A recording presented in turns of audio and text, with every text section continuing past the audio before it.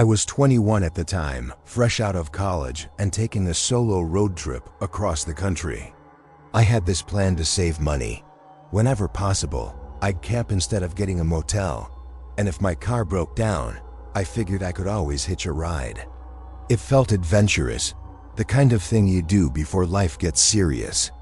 By the third week, I was deep into a desert highway, long stretches of nothing but flat land, a faded yellow center line, and the occasional gas station that looked abandoned even when it was open.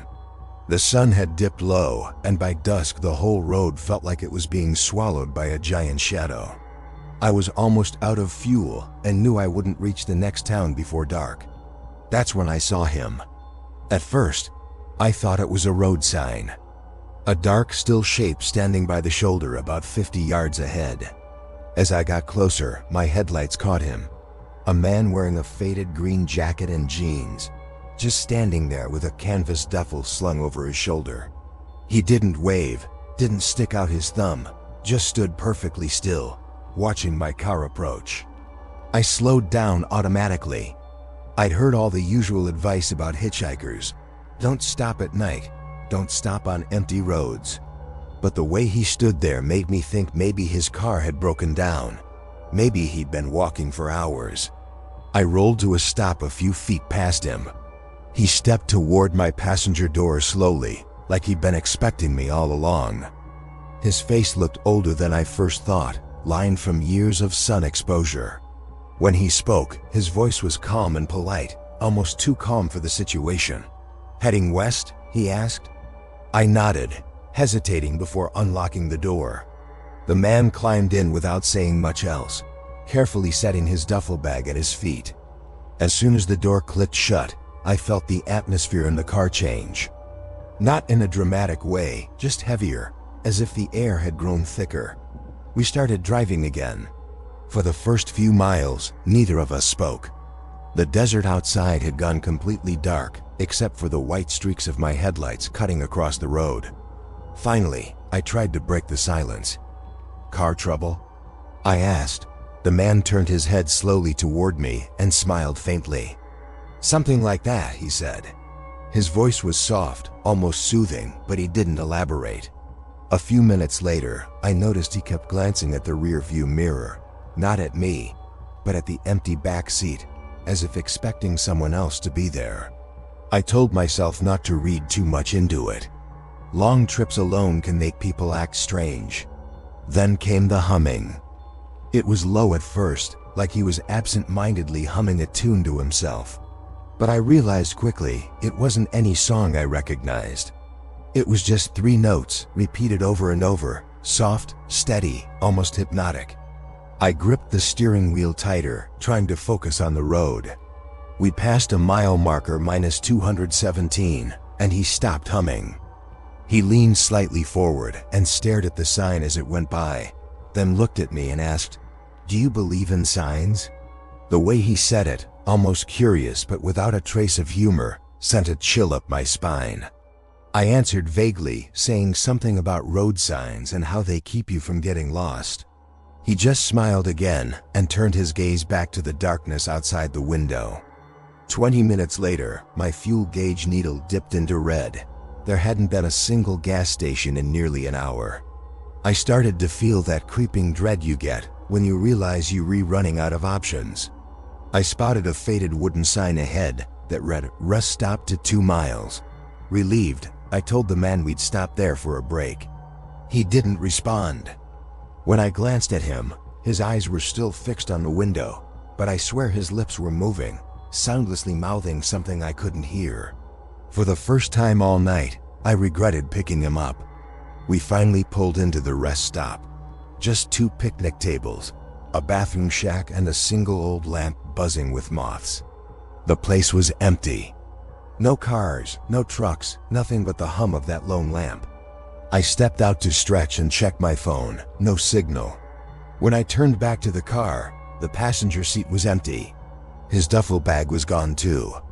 I spun around, scanning the shadows near the bathroom and picnic tables, but he wasn't there. The desert air was cold and still, no wind, no sound, as if he'd simply stepped out of the car and vanished. I waited by the car for another minute, unsure whether to call out. Then I noticed something that froze me. On the dusty windshield, right above where he'd been sitting, were 3 streaks drawn by a finger. 3 vertical lines, side by side. They hadn't been there before. I decided not to wait. I jumped back into the car and drove off, headlights piercing the lonely highway again. 10 miles later, I checked my mirrors out of habit, and for a split second, I thought I saw him again, standing on the side of the road, watching my car as I sped past. Same jacket, same duffel, same stillness. I didn't stop that time. I eventually reached a small all-night gas station, shaking as I filled the tank. The clerk asked if I was all right, said I looked pale.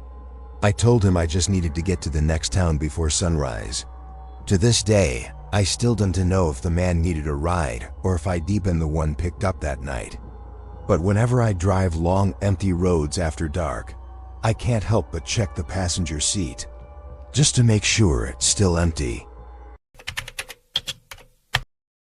I had been working night shifts at a roadside diner for about 6 months. It wasn't glamorous, but the job kept me busy and the highway right outside always felt alive. Trucks roaring past, neon signs buzzing against the night sky. One night, after closing up late, I had to drive 40 miles back to my apartment in the next town. The route I took was mostly rural highway, cutting through thick patches of pine forest. It was early spring, and the rain had been coming down for hours, the kind that turns the road into a silver ribbon under your headlights. About 10 miles in, I saw her. She was standing near the guardrail, just beyond the reach of my high beams, a lone figure in a bright yellow raincoat. Even from a distance, the way she stood out against the dark forest made me slow down. She wasn't waving, wasn't moving, just standing there, facing the road. I eased off the gas as I passed her, glancing in the side mirror. The hood of her raincoat was up, hiding most of her face, but I could tell she was young, maybe late 20s. There was something about her posture, the way her shoulders hunched slightly forward, that made me think she'd been waiting there for a while. I pulled over about 20 feet ahead and rolled down the passenger window. "Do you need a ride?" I called out over the sound of the rain. She didn't answer right away, then slowly began to walk toward the car. The rain made her steps sound soft and deliberate, like each one was carefully chosen. When she reached the door, she leaned slightly to look at me, and in the dim glow of the dashboard, I could just make out her pale face. She nodded once, then opened the door and slid in, closing it gently behind her. Water dripped from her coat onto the floor mat. I expected her to thank me or say where she was headed, but she just sat there, staring out the windshield as if I weren't there. "Which way are you going?" I asked after a moment. "Straight," she said quietly. Her voice was soft but oddly flat, like she hadn't spoken to anyone in a while. I figured maybe she was shy or exhausted or upset about something, so I didn't push. I started driving again, the wipers squeaking across the glass, the highway stretching out like a dark river ahead of us. For the first few miles, we didn't speak. The only sounds were the rain, the tires slicing through water, and the occasional low rumble of distant thunder. But every time I glanced at her, I noticed the same thing. She wasn't looking at the road.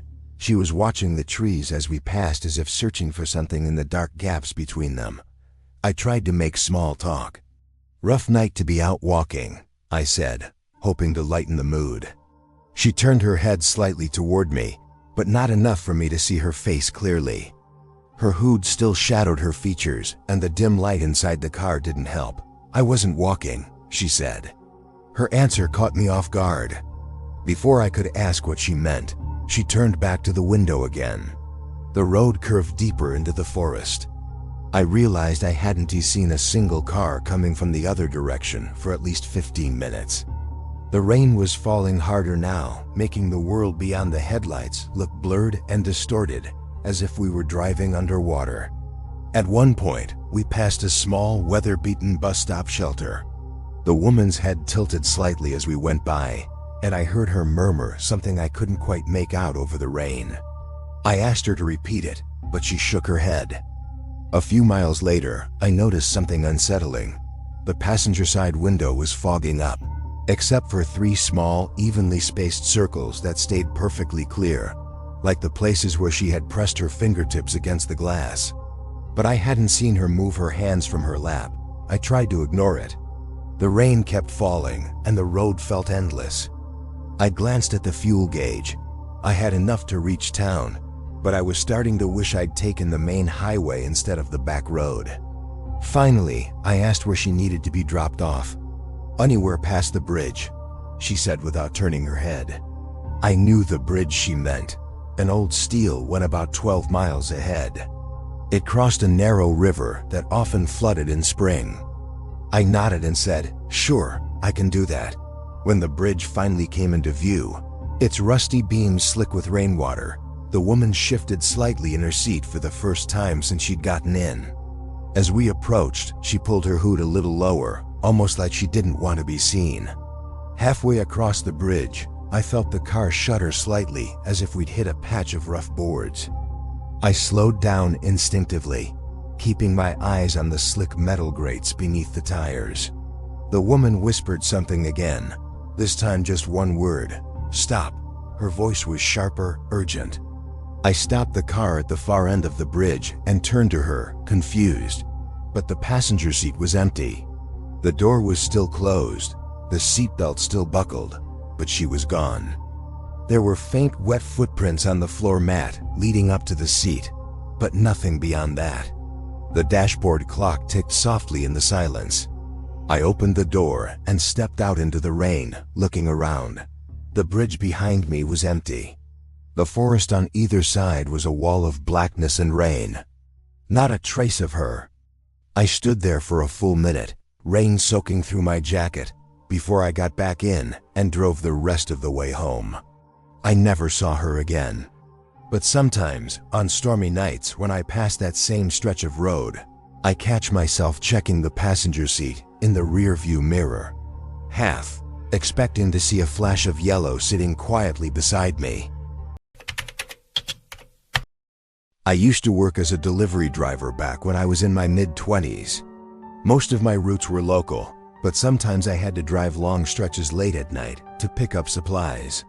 I was used to empty highways and roadside diners glowing in the dark, so late-night drives never really bothered me. At least not until one summer night that still makes my skin crawl whenever I think about it. I'd finished a run earlier than expected and was heading home on a 2-lane country road that cut through miles of farmland. There were no streetlights out there, just my headlights carving 2 thin beams into the dark. The air was heavy and humid, the kind of night when the sound of insects fills every pause in the wind. Around midnight, I saw a shape ahead, illuminated by my high beams. A man standing at the edge of the road, right next to a faded wooden mile marker. He wasn't waving for help, wasn't trying to flag me down. Just standing there, shoulders slightly slumped, looking out toward the fields. I slowed down. It was rare to see anyone out there at that hour, and it felt wrong to leave someone stranded miles from town. When I pulled closer, I saw he was wearing an old-fashioned gray jacket and dark trousers that looked a little too warm for the summer heat. A small duffel bag rested at his feet. I rolled the window down halfway. "Need a lift?" I called out. The man didn't move right away, then turned his head toward me with a slow, measured motion. His face was shadowed, but I could make out that he was young, maybe early 30s, with neat, dark hair. He gave a single nod. I unlocked the passenger door, and he climbed in without a word, placing his bag carefully on his lap. He didn't smell of alcohol or anything strange, just faintly of damp earth, like he'd been standing outside for hours. Once we were back on the road, I tried to make small talk. "Where you headed?" I asked. He glanced forward but didn't answer. His hands rested stiffly on the bag as though he were afraid it might slide off his knees. I tried again. "I can drop you anywhere along the highway." Nothing. Not even a shrug. I figured maybe he was just shy or didn't speak much English, so I let it go and kept my eyes on the road. But after a few minutes, I noticed something that made me uneasy. Every time we passed one of the reflective highway posts, those little markers that flash white when your headlights hit them, his head would turn to follow it until it disappeared into the darkness behind us. Then he'd slowly face forward again and do the same with the next one. The silence in the car started to feel heavy. The only sounds were the steady hum of the tires and the occasional rustle when the wind slipped through the cracked window. I decided to turn on the radio for some background noise. The moment the static-filled voice of a late-night DJ drifted out of the speakers, the man shifted slightly in his seat, the first movement he'd made since getting in. I thought maybe he was uncomfortable with the music, so I lowered the volume. We drove another 10 miles like that, until the road curved past an abandoned rest stop. The building was just a boarded-up shack now, with weeds pushing up through the cracks in the pavement. As we passed it, I caught sight of the man's reflection in the passenger side window, and for a split second, I could have sworn his eyes weren't focused on the road or the trees, but on something far away behind us. I tried again to ask where he wanted to get off. His lips parted slightly, but no sound came out. Then, just as I was about to repeat myself, he said in a low, calm voice, "Not here." That was all. No explanation, no further words. Another few miles went by, the tension growing thicker with each passing marker on the roadside. I began to wonder if I'd made a mistake by picking him up. Finally, we came to a narrow bridge over a creek.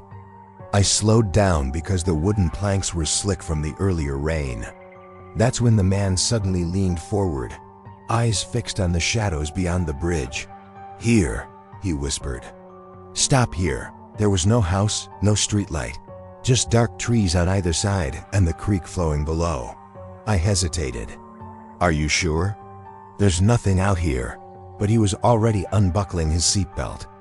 He opened the door before I could say another word, stepped out onto the damp road, and quietly closed the door behind him. He stood there for a moment on the shoulder of the road, facing the woods as if listening for something. Then, without glancing back, he walked into the trees until the darkness swallowed him whole. I sat there for a minute, debating whether to call out or follow, but something about the stillness of that spot kept me rooted to the driver's seat. In the end, I drove away slowly, checking my rearview mirror more than I care to admit. The next morning, out of curiosity, I mentioned the incident to a clerk at a gas station in town. He frowned when I described the man's gray jacket and duffel bag.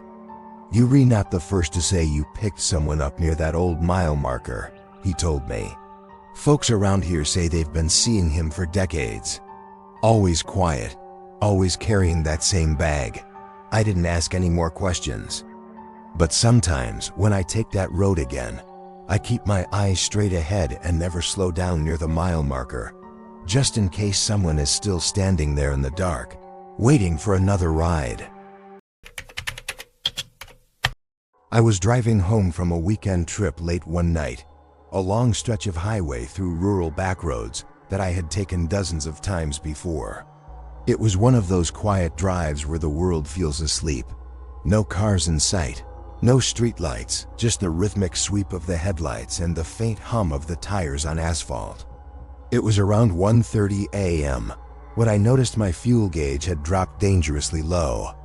The next town was still miles away, but I remembered an old gas station that used to stay open late. When I finally saw its faded neon sign glowing weakly in the distance, it felt like a small relief. The place looked like it hadn't changed since the 80s. Two lonely pumps stood beneath a flickering canopy light, the office dark except for a small bulb above the door. I pulled up beside the pump, stepped out, and stretched. That's when I noticed someone standing near the edge of the lot, a young woman, maybe in her early 20s. She wore a light jacket over a plain white dress, her hair long and dark, and she seemed completely still, too still. I almost thought she was a cardboard cutout or something, until she slowly turned her head toward me. "Hey, are you okay?" I called out, half expecting no answer. She didn't speak, just raised one arm and pointed toward the woods behind the gas station. Her expression didn't change. I froze, trying to see what she was pointing at, but it was pitch black back there. I started to get this uneasy feeling, like I wasn't supposed to be looking that way. I turned back toward her, but she was suddenly closer than before, standing just a few feet from the light spilling from the pump canopy. Her clothes were dry, her skin pale, not sickly, just dim, like she didn't quite belong under the light. "Do you need help?" I asked, more carefully now. "Are you lost?" She looked down for a second, as if thinking, then said softly, "I need a ride. Just to the next town." There was something calm but urgent in her voice. Against my better judgment, I nodded and gestured toward my car. "Yeah, sure. I can take you." She slid into the passenger seat without hesitation, sitting perfectly upright and quiet as I started the engine. As we pulled onto the road, I tried to make small talk, but she didn't answer, just stared out the window. After a few minutes, I asked, "What were you doing out there so late?" She replied so quietly, I almost didn't hear her. "Waiting for someone to come back." I didn't know what to say to that, so I kept driving. A few miles later, she suddenly spoke again. "Can you slow down? There's a turn here." I looked around, confused. There was no turn, no sign, nothing but open road and trees. "I don't see anything," I said. "It's there," she whispered. Her tone made me ease off the gas instinctively. And then, to my shock, a narrow dirt road appeared just ahead, half hidden by overgrown bushes, something I never would have noticed if she hadn't said anything. I glanced at her, but she was staring straight ahead, eyes wide. "I used to live down there," she said. The road looked barely wide enough for one car, and something in me screamed not to go that way. "Do you want me to take you home?" I asked carefully. She shook her head. "No, just stop here." I pulled over at the mouth of the dirt road, the headlights spilling into the tall grass. She sat there for a moment, hands resting on her lap. Then she turned to me and said softly, "Thank you for stopping." Before I could respond, she opened the door and stepped out. I blinked, and in that blink, the headlights flickered from the passing power line, and she was gone. Not walking away. Not running, gone. I jumped out of the car, looking around with my phone's flashlight, but there were no footprints in the soft dirt, no sound of movement in the grass. Just the faint hum of the engine and the buzz of insects. I finally gave up and drove off, shaken but too tired to think straight. When I got to the next town, I pulled into a diner that was open 24 hours. The old man behind the counter saw my face and asked if I was okay. I told him what had happened: the girl, the gas station, the dirt road. He listened quietly, then sighed. "You saw her too." I blinked. "What do you mean?" He leaned on the counter. "Used to be a family that lived down that road. Their daughter worked at that gas station years back. One night she waited for her dad to pick her up. He never made it. Fell asleep driving, never reached her. Folks say she's still waiting out there, trying to get home." I didn't touch my coffee after that. When I drove that road again weeks later, the old gas station was boarded up, its lights completely dead. But sometimes, even from a distance, I swear I can still see a faint white figure standing near the edge of the lot, waiting, just like before. I used to do a lot of late-night driving for work. Deliveries, odd jobs, sometimes even long-haul runs across multiple states. I liked it, the quiet, the hum of the road, the feeling that the world was asleep while I was still moving. But one night, I picked up someone I shouldn't have. It was past midnight on a deserted stretch of road, the kind where your headlights are the only thing keeping the darkness from swallowing you whole. I'd been driving for hours and hadn't seen another car in nearly 30 minutes. The radio had gone to static miles ago, so it was just the sound of my tires and the faint whir of the engine. That's when I saw her. She was standing by the side of the road, right where the gravel shoulder met the woods. Her thumb was out, like she was hitching a ride. She wore a dark coat, and her hair looked damp, like she'd been caught in rain that had already passed. I slowed down. Maybe she'd broken down, maybe she was just stranded, but something about her posture seemed off. Still, I pulled over a few yards ahead, rolling down the passenger side window. "You all right?" I called out.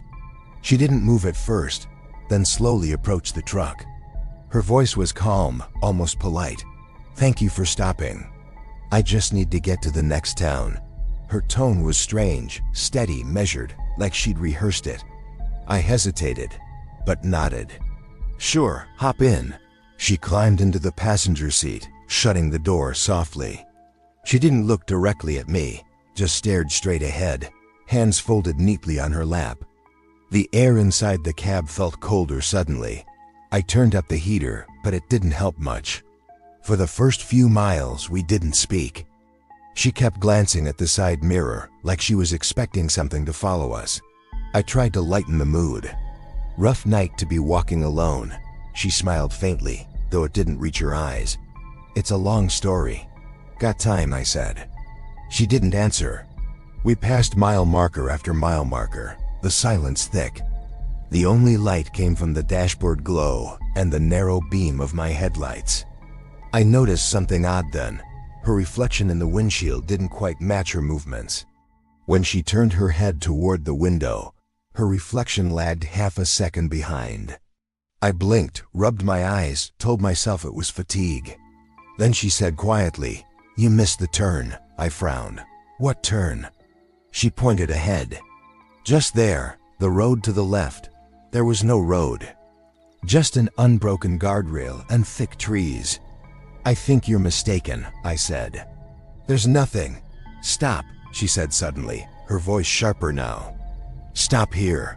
I hit the brakes out of pure reflex. The truck skidded slightly before stopping. She turned to look at me for the first time, really look. Her eyes were calm, almost sad. "Thank you for stopping," she whispered. "You're the first one who did."